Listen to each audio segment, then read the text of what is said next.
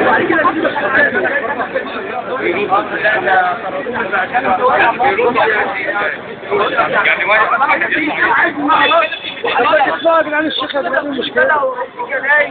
حتى يحكمون فيما شجر بينهم ايام الحرب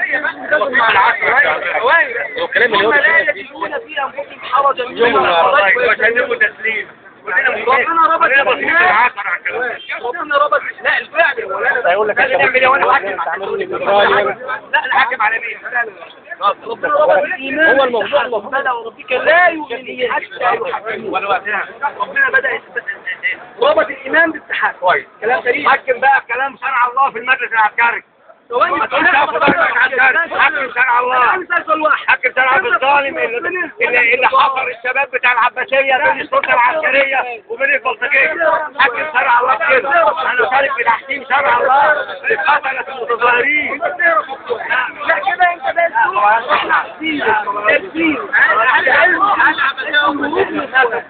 انا مش عارف عندك القدره تجاوب عليه، عندك القدره تجاوب على السؤال دلوقتي. هل انت ترضى بان انت الاتحاد عايز تمثل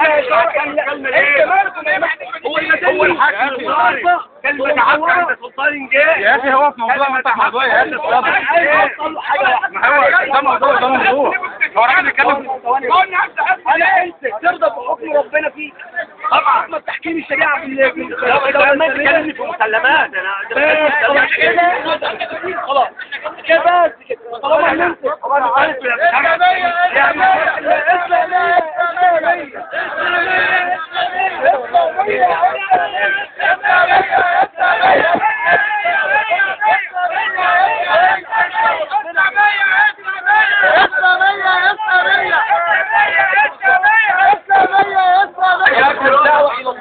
يتناقش مع الناس الطيبين دول ويشوف الناس دي عايزه ايه ويبدا يكلمهم. خلي بالك احنا اتكلمنا الراجل تطور عظيم وقضيه تطور عظيم لا مش عايز ودي كلمه طبعا موضوعها وحش جدا انتوا عارفينه. الراجل قال لا انا عايز اسلاميه هو يا اخي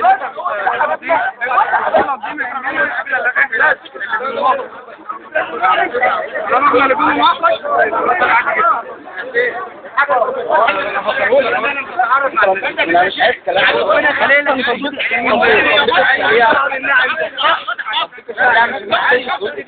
دولة اسلامية اصلا، الدولة مش انت بتتكلم الامر لا صح مش راضي حكم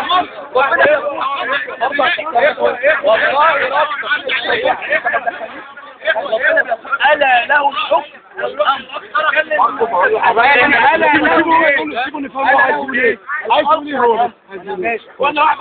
قول كده نسمعه. انا كل ما اتكلم والله راضيين بتطبيق شرعي. قول لي ايات عشان يتمنى بتطبيق الشريعه.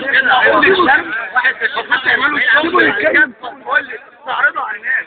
اما تطبيق الشريعه كده بس دوت ما عندوش خلاف. صح على فكره كلامك صح جدا بقى.